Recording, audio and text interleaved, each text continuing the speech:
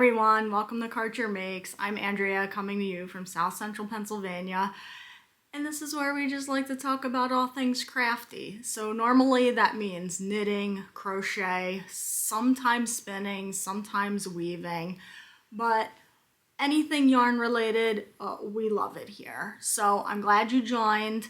Thanks for being here. And before we get started, I just want to give a big shout out and thank you to everyone who has subscribed so far. When I started this YouTube channel slash podcast, I really had low expectations, to be honest. I just know there's so many good content creators, especially in the crafting, knitting, crochet space.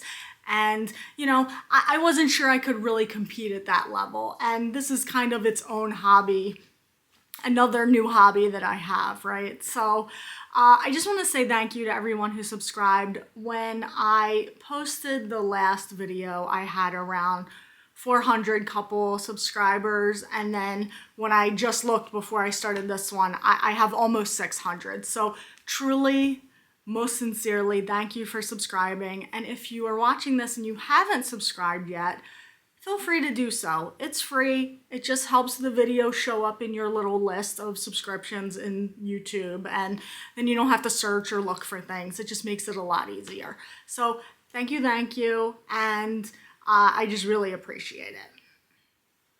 So today we have lots of projects to talk about. So I finished one project completely. I lied, 2 projects completely. And I have a half-finished object, and I've started some new ones because, yeah, I don't need to start new ones, but I did, and this is the life that I live. I'm constantly looking for the next high of crafting. So let's start talking about those. Let's get through these. So first up are these socks that I finished, and I love them. So if you saw the last video, I talked about these socks in depth there. So these are the pocket socks. And what I did was I adapted a pattern from Summer Lee. It's the pocket socks pattern. And I kind of melded that with this checkerboard type pattern. It's just knits and purls that I adopted from a pair of Louis Vuitton socks that Jermaine Dupri wore during the Super Bowl halftime show. I was inspired, I had to make them, and this is my interpretation of those socks. So I'm not going to go too deep with it here because I have a whole video about it, but if you want to take a look, I'll link it below. But these are done and I love them. So the yarn for these is Fangirl Fibers, Andy's Room. This was a full skein that came with my 2023 Advent, and it's 75/25, I believe, and I used size 1 needles, which is, don't ask me the millimeters, I'm not good at that. So US 1 needles, and just a regular slip stitch, heel flap, and gusset. And then I took and used Summer Lee's pattern to get this little pocket, which is just, it's just the cutest thing ever. I can't wait to wear these. I don't know if I'm going to put anything in the pocket, probably not, but just the fact that it's there is adorable and I love it. So these are completed and I love them. Socks. So up next, and this is technically 3 finished projects, but because it's weaving, I just count it as 1. It was 1 warp that made 3 dish towels. And I showed the fabric for these on a prior video. So if I remember, I'll link that below too, so that you can kind of get the details on it. But these are dish towels. They're 100% cotton. And they're just various tweed patterns, drafts for these 2. And then this one is just a plain weave. This one is my favorite. I love how the colors work together on this one. So these dish towels, even though it took me forever to weave them, I am not going to be precious about them. These are going to be used and abused in my kitchen. Not that I need more towels, but I really want to go through all my old towels and replace with hand woven ones because like it's just so great. One other thing, speaking of weaving, and I didn't write this in my notes, but I'll mention it anyway. So not next week, this week coming up, but the week after, I'm going to be taking another week-long weaving class at Redstone Glen. I took a beginning weaving class there last summer, and it was phenomenal. It inspired me to get the loom and inspired me to make these dish towels, and now I'm taking kind of the secondary class in the series, which is called Warp and Weft. Not sure what to expect. Hopefully I get some more practice with actually warping the loom. The one I have, I just started a second project fairly recently, placemats this time, using similar yarn to this. It's 100% cotton, but a little bit thicker. But I really need to get faster at it. I am terribly, terribly slow at it. So these I'm counting as one finished project, but really it's 3. So those are done. So the next thing I have, this is a half finished object, and I've talked at length about these as well in prior videos, but this is my one Youll Not Mitten, and this is a pattern by Scandier Knits. Beautiful pattern. I was just scrolling through Ravelry one day and came across it, and it was just so stunning. I had to have it. I had to make it. So I've only got one done. I have not started the second one yet, but these are gorgeous. And by the way, I don't have yet like mitten blocker, so I just put it on the leg end of a sock blocker and it works. It's not stupid if it works. So that's that. And this is, the yarn is Sadness Garn, fingering weight yarn. It may have an actual name. I don't have the label near me, but Sadness Garn yarn, fingering weight. I've used, I believe, US 2 and US 2.5 needles on these. And these are my attempt at becoming a better colorwork knitter. And I think I've improved significantly since my first colorwork project. But here's the back side. Now the pattern, did I mention that the pattern's by Scandier, Youll Not Mittens? But the pattern, the written instructions for the thumb were a little kind of not clear to me, but Ellie has an amazing video, walks through the process of adding the thumb, because basically you put stitches on hold, you finish the mitten, and then you come back and do the thumb. And I don't know what it is, it just was not registering with me in the written form, so I went and watched that video and it clicked. It was amazing and I was able to get it done. So I just need to now start the other one, but I've since started 3 other projects, so I'll get to the second one. I will get to the second one at some point. Okay, up next is my new projects that I've started. Again, I have no business starting new projects, but here we are. It happens, right? So I believe it was, I'm trying to remember, I believe it was Lisa of 72 Stitches, Knit All the Yarn podcast here on YouTube, that had showed this the first time, and then I saw a couple people on Instagram that started one, and I'm pretty sure Scandier, Ellie of Scandier, actually started one too and finished it. And I thought, I need one of these. I want one of these to be my Easter basket this year. And this is the start of that. And as of filming, this is Friday and Easter is Sunday. I don't know if I'm gonna get it done. The good news is I've gotten enough done that it holds the yarn nice and neat inside. But this is the Crochet Basket, Scrappy Crochet Basket. I'm gonna have to look up who the author is of the pattern and I'll put it here. But I am using fingering weight yarn, all leftovers, by the way, all those fun, yummy leftovers in there. And I'm holding it 6 strands double. So it really is making like a nice kind of firm, sturdy basket here. And the hook that I'm using is a J10. It's a J10 6mm, just metal hook.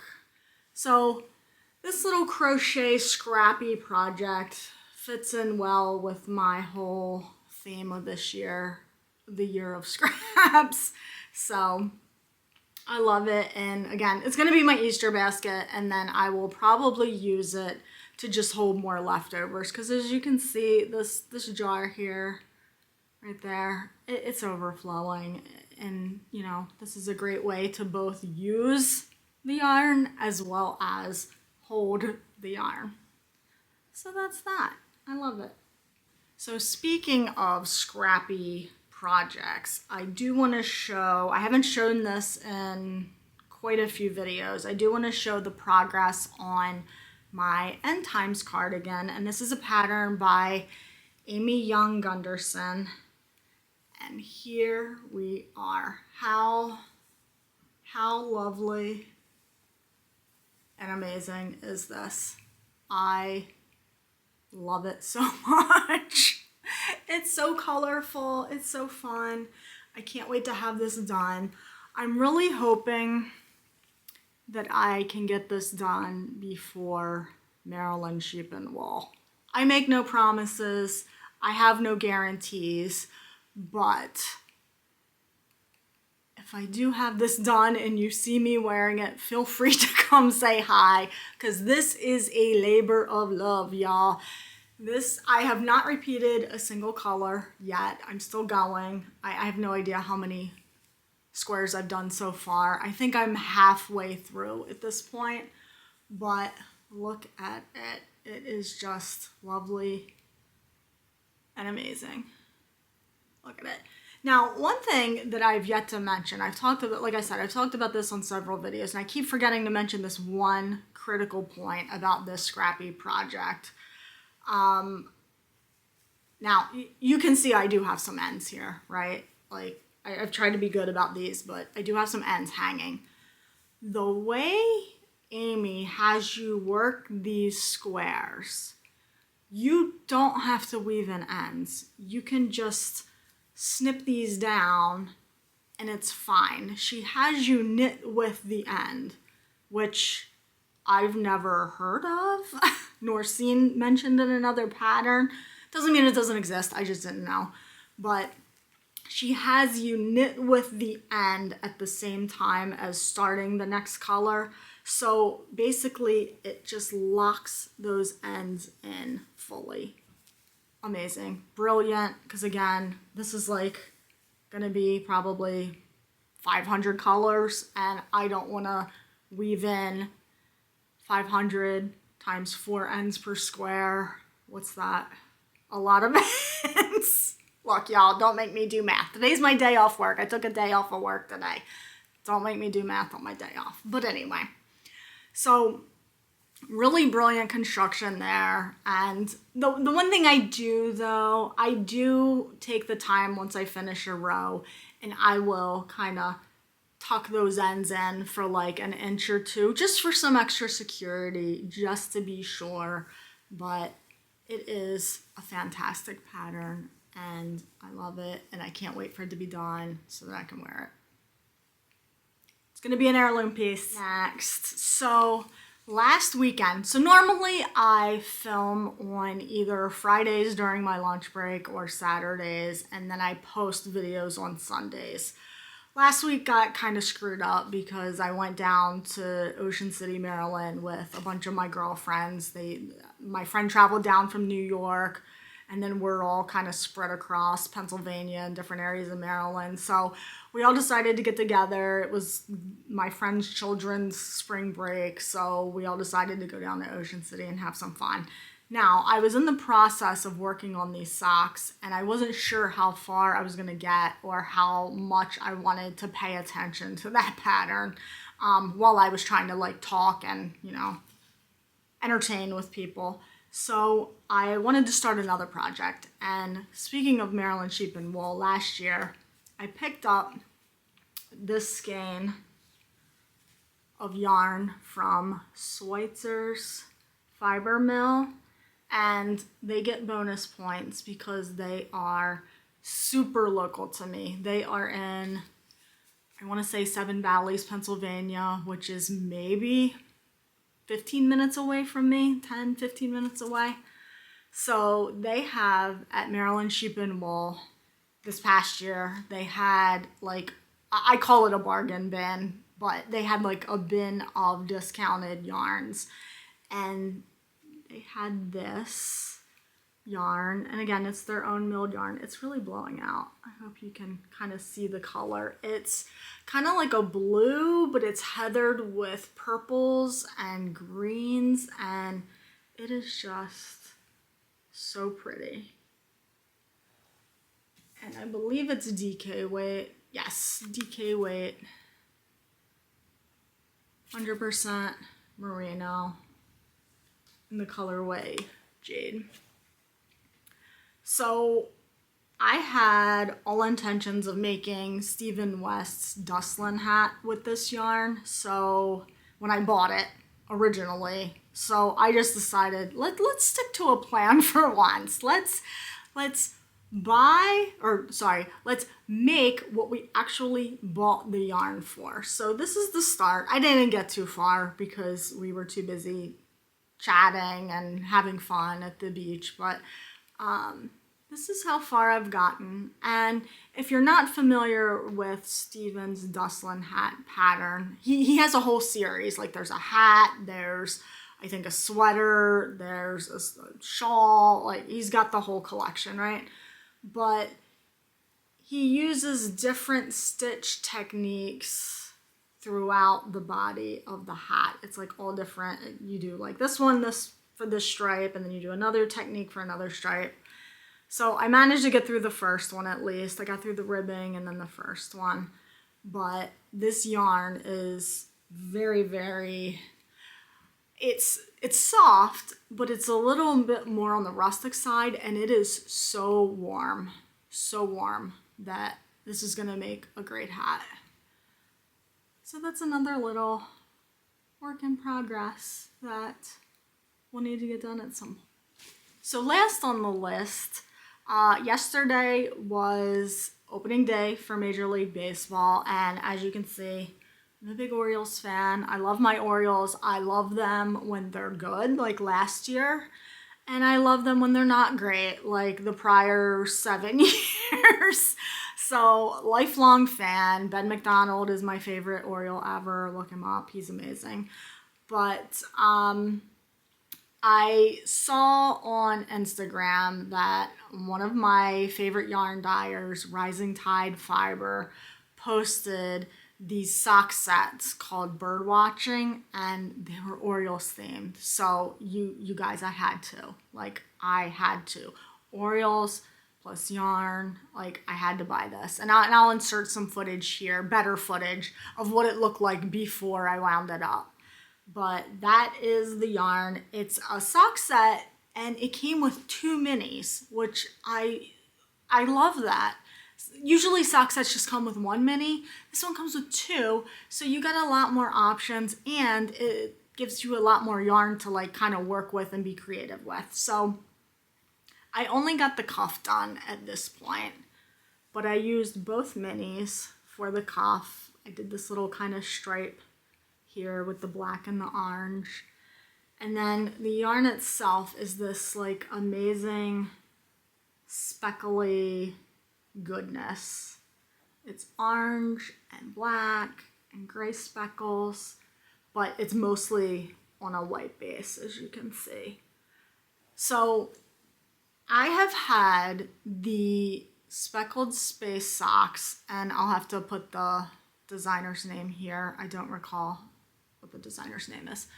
But I have had this pattern in my Ravelry library since 2016, probably forever. And The reason why I haven't cast it on, 2 reasons. One, it looks really nice with, I'll call this subtly speckled yarn.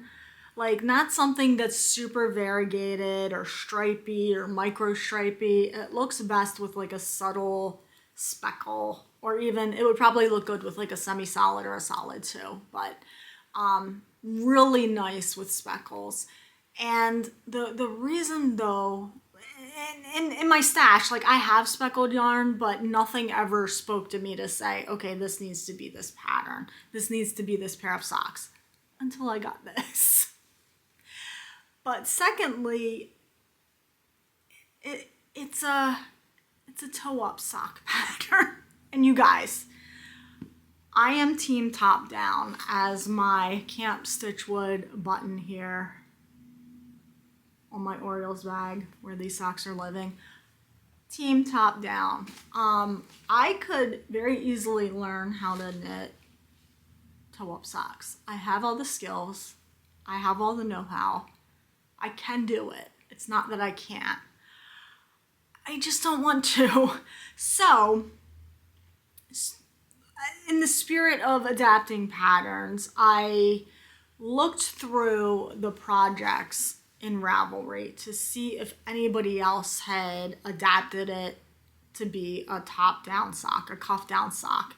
And really, because it's charted, it's not that difficult. You just start at the top of the chart instead of the bottom of the chart. So instead of working from the bottom up, just work from the top down. So effectively, you're doing it backwards, right? Because you're starting at the cuff and you're going down instead of the toe and going up.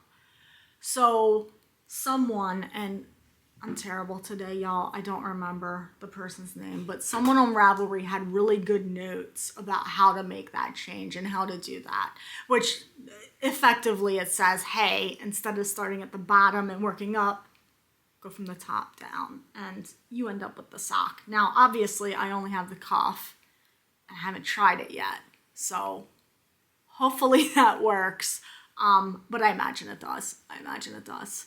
It shouldn't be that big of a deal. So these are going to be in progress. These are my opening day socks. Go Orioles. They won 11-3 against California Angels. So if you're an Angels fan, I'm sorry, but we did an amazing job. So these are going to be my Orioles socks for the year. So I mentioned that I went to Ocean City last weekend, and you know I had to find the yarn stores. Like, this had to happen. I needed to find the yarn stores. And luckily, I found 2. So one is in Berlin, Maryland, which if you're going to Ocean City, and if you're familiar with the area, this will make sense to you. But as you're coming down the highway, it's literally right off the highway before you get to Ocean City. I think it's like one of the last exits before you actually get into the city. And they're like in this little strip mall. I think it used to be in Ames. I grew up down there. I think it used to be in Ames, but they are in a strip mall there. And although the store was primarily cross-stitch, the name of the store was Salty Yarns, by the way. Did I even mention that? Probably not. Salty Yarns. A lot of cross-stitch, a ton of cross-stitch in the store, but they had a really nice yarn section, and as I do, I have to get souvenir yarn, even if it's like just going to Ocean City for the weekend. It's not really a touristy place for me because I grew up down there, but like I had to. I had to get memory yarn from this weekend with my girls, and so that happened. So at Salty Yarns, I purchased 2 skeins of sock yarn. It's always socks, like almost always socks. And what was interesting about the yarn there is that it was brands I've never seen, never heard of. I've never seen them at any of my local yarn stores up here, which was kind of fun because it's like new, fresh, exciting. So the first one I got was, and I don't want to butcher the name, Gedifra, maybe. It's an Italian yarn. Lana Mia. And it's just this really pretty green, and it's spring. It kind of reminded me of spring. Really pretty. We were there in March, obviously, so perfect for March. A nice green. The actual colorway name is called Lime/Olive. And you can see it's like a two-tone-ish, speckly-ish green. And it's 100 grams, 80% virgin wool superwash, and 20% polyamide, aka nylon. So those are gonna make some really pretty socks. And then the other one, I saw this one first and I was like, oh, I gotta have it. This is amazing. Look at this. So this is dyed to be sort of self-striping, but more of like a gradient-ish. But look at this. And this is Lines du Nord. Again, my Italian grandmother is like rolling in her grave right now that I can't pronounce any of these Italian words. But look at this. Holy moly, y'all. Holy cow. It is gorgeous. I love it. My favorite color is rainbow, and this yarn does not disappoint. So these are gonna be some amazing socks. I don't know when I'm gonna cast them on, but when I do, they will be amazing, and you guys will see it. So make sure you subscribe to see me cast on and finish these beautiful socks that are gonna be amazing. So that was the first yarn store I went to. The second yarn store was up in Bethany. So where I stayed with my friends, they have a condo on 120th Street, which is kind of North Ocean City. So then the next town up past, it's Ocean City, Fenwick, and then Bethany. So in Bethany, they had another yarn store, and that was called Sea Needles. Again, it was in like a little strip mall, and they were a lot more yarn focused, but they also had cross stitch. So I didn't get any cross stitch stuff. I do enjoy cross stitch, but there's so many yarn projects that I don't really dedicate a lot of time to doing cross stitch. If you're a cross stitcher, leave a comment below. What are some good, like, novice cross stitch patterns or companies to look for? It's something that always intrigues me. I've done some projects here and there, but you know, give me some ideas, inspire me. So I got more yarn there, of course, as I do. And the first one is Opal Sweet Kiss. And this is just, again, like you can see the inspiration with spring, right? These purples and greens, like just, it's so pretty. I couldn't leave this there. It had to come with me. And just like with Opal yarn, right? It's 75-25. It's more of a rustic-y type wool and nylon blend, but these are just so pretty. These are gonna also be amazing socks as well.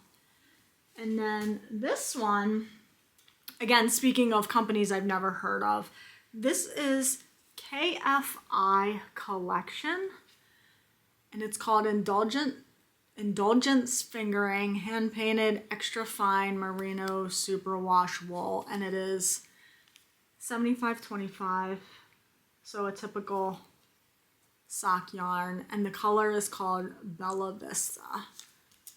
And this has a lot of length on it for fingering weight yarn. This is 494 yards for 100 grams, which seems like a lot. So it's probably more of a light fingering weight. But look, this just reminded me of an Easter egg. Like, look at this. Easter's this weekend. Easter's Sunday. So look at this. So pretty. When I showed this to my friend, one of my friends crochets, the rest of my friends are like, Karcher, enough with the yarn stuff. But anyway, I showed this to the one who does crochet and has some appreciation for yarn. And I'm like, look how pretty this is. And she was like, you like that? Yes, I do. I love it. So because this has like sections, this is gonna probably pull a lot. So I'll have to find a good sock pattern for these. But these are also perfect for spring. And then the last thing that I got at Sea Needles is a sweater quantity of yarn, which I have no business buying. I have no business buying. When am I going to start a sweater? I just said I have to finish this one. But maybe it'll happen. So another pattern that I've had in my Ravelry library forever is the Worsted Weight Weekender by Andrea Mallory, Drea Renee Nets. It's been in there for, when it came out is when I bought it. So years, 4, 5, 6 years.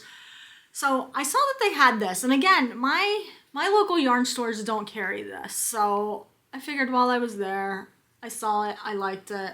It seemed like it would be a good choice for that sweater. So this is Plymouth Yarn Encore Tweed. And this is actually 75% acrylic, 22% nylon, or no, 22% wool, 3% rayon. And it's 200 yards, so it's like a good DK weight, worsted-ish weight. But the little neps in there, I love the little neps. So I thought that would be a good sweater option for the Worsted Weight Weekender. And maybe that'll happen sometime soon. Maybe. We'll see. So those were my little yarn hauls. I do really like supporting local yarn stores. I feel like there's been so many fairly recently that I hear about like closing down. Just, I mean, the pandemic did a number on everybody's small business, let's be honest. But then something that's so much of a niche, like I just really would prefer to support those small businesses than, you know, go to Joann's. Not that there's anything wrong with going to Joann's. Please let me be clear. If you like big box yarn, I have big box yarn. I've shown you big box yarn. That's fine. But if I'm given the choice and the privilege, I would rather support a small business because, you know, a purchase to Joann's is like another $1 in the CEO's pocket. A purchase from a local yarn store means their kid gets to go to dance class. So that's just what I prefer. And, you know, do what's best for you. There's no yarn snobbery here whatsoever. But if you can, try to support those businesses. Keep them running. Keep them with food on the table. And, you know, it's just what I like to do. Okay, so that's all I have for you today. Hopefully you found this helpful. Hopefully you got some inspiration from some of these projects that I'm working on. And, you know, this weekend is Easter, so if you do celebrate, if you choose to celebrate, enjoy. Don't eat the chocolate jelly beans, y'all. They're not jelly beans. Just saying. Enjoy the time with your family. Normally I upload for Sundays, but because this Sunday is Easter, this is probably going to go up a day early on Saturday if I can get it edited in time. So I just want to say thank you again for subscribing.